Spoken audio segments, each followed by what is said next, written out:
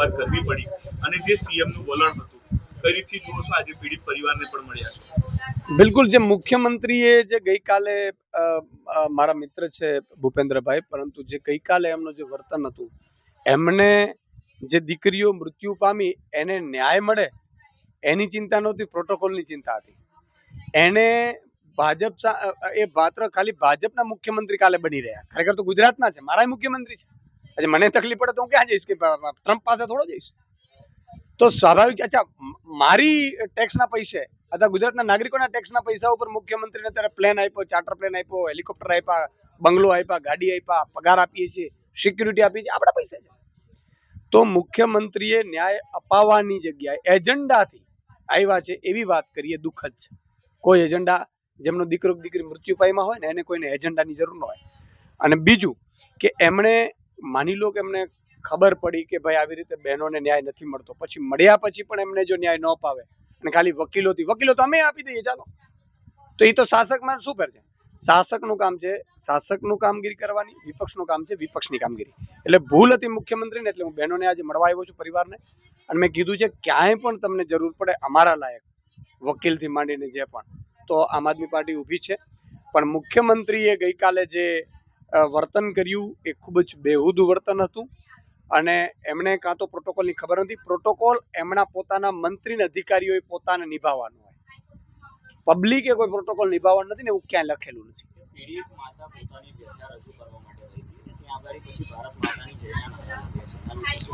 ભારત માતાના જયના નારા લાગે એમાં ખોટું નથી, પરંતુ અવાજ દબાવવા માટે નારા ભાજપના કાર્યકર્તાઓએ લગાડ્યા હોય કે જેથી કરીને આ બહેનો બોલી ન શકે, તો મારે એમને કેવું છે કે આપણે મનુષ્ય ધર્મ મોટું છે, ગુજરાત રાજ્ય મોટું છે આપણા માટે, પાર્ટી મોટી નથી. પાર્ટી તો આવશે ને જશે, મંત્રી મુખ્યમંત્રી તો આવશે ને જશે, પણ આપણા ગુજરાતની દીકરીઓના આત્માઓને શાંતિ ત્યારે મળશે જ્યારે ન્યાય મળશે. ત્યારે માંગણી એ જ છે કે તાત્કાલિક ધોરણે મુખ્યમંત્રી આ લોકોને બધાને, માત્ર હરણી બોટકાંડ નહીં, તક્ષશિલા, રાજકોટ કાંડ, મોરબી કાંડ, જે પણ કાંડ થયા છે એમના પરિવારને મળે, એમને પૂછે કે ન્યાય મળ્યું છે કે નહીં, અને ના મળ્યું હોય તો તાત્કાલિક ધોરણે જે પણ અધિકારીઓ કે ગુનેગારો પદાધિકારીઓ ભાજપના છે એને સીધા જેલમાં નાખે અને અમને વળતર જે છે બાકી એ તુરંત ચૂકવે, એવી અમારી માંગણી છે. હું પ્રધાનમંત્રીને પણ પત્ર લખવાનો છું અને માંગ કરવાનો છું કે અહીંયા હવે રેઠું છે ગુજરાત, અહીંયા પ્રોટોકોલ વાળા ચિંતા છે, લોકો મરી ગયા છે, ન્યાય અપાવવા માટેની ચિંતા નથી. એટલે માત્ર હવે પ્રોટોકોલ છે, એટલે પ્રોટોકોલ કર્યા કરે છે, એને હવે તમે ઘરે બેસાડો, એવી પણ પત્ર સાથે હું માંગ કરીશ ને આ લોકોને ન્યાય મળે એવી માંગ પણ કરીશ. અને આ લોકોને મેં પરિવાર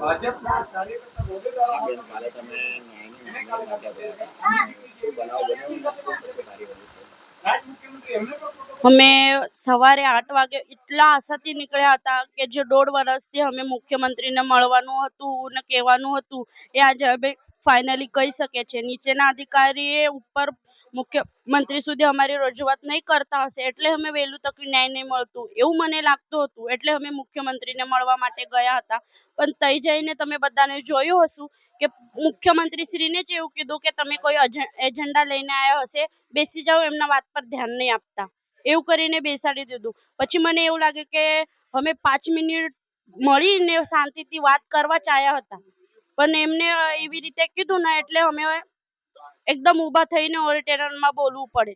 પછી એ મળ્યા પછી પણ એમને પેલું એ જ હતું કે બેન એવી રીતે વાત નહીં કરાય, એવી રીતે નહીં ચાલે, એ બધું પ્રોટોકોલ હોય, એ બધું એ હોય, એ જ અમે સમજાવતા હતા. પણ એમને નથી ખબર કે 1.5 વર્ષથી અમે સંયમથી અને બધા પ્રોટોકોલ સમજીને જ ચાલતા હતા.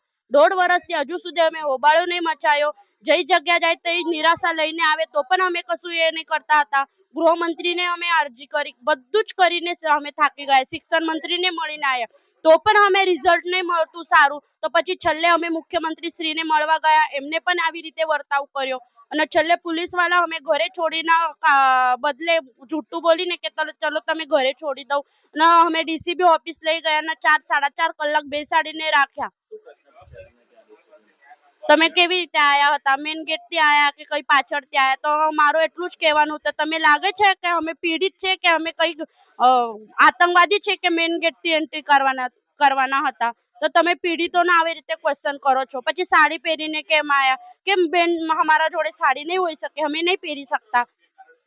કેસ કઈથી આયા, સાડી કઈથી પહેરી, કેમ મેન ગેટથી જ આયા છે, સાચું બોલો છો, કોઈને મોકલ્યા છે એવું બધું. તો અમે ન્યાય માટે ગયા હતા, પછી કોઈને મોકલ્યું નહીં એટલે એનું ક્વેશ્ચન જ નહીં બનતું. અમે તો સારી જ વાત લઈને ગયા હતા કે અમારા છોકરાનું ન્યાય ક્યારે મળે. એટલે 5 મિનિટનો અમારા આન્સરનું જવાબ સર આપી દેતા તો એટલું બધું હોબાળો નહીં જ થતું. હા, મળ્યા હતા. એમને એમને મેં એટલું જ કીધું સર કે શું વાત છે, શું એ છે તમારું. તો મેં કીધું તમે હરની બોટકાનું નથી ખબર સર, તમે જ્યારે દવાખાનામાં આવ્યા હતા ત્યારે કહીને ગયા હતા કે કોઈ ચપટબંધીમાં છોડવામાં નહીં આવે. એ 2 માં છે અમે હરની બોટકાનમાં જે બાળકો ગુમાવે છે ને એ 2 માં છે. તો કે હારું, હા શું થયું પછી. તો મેં કીધું હજુ સુધી અમારા છોકરાઓનો ન્યાય નથી મળ્યો. તો કે આ કઈ સુધી આવ્યું છે.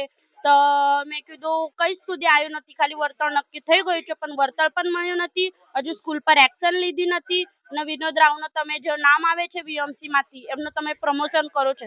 બેન, તંત્રનું એક કામ નહીં હોય, બહુ ઘણું બધું કામ હોય તો વહેલું તકું તો થવાનું જ, એવું મને સરને કીધું. હા, વહેલું તકું તો થવાનું. 1.5 વર્ષ તો વહેલું તકું કહેવાય. 1.5 વર્ષ કેટલો મોટો કાળ કહેવાય.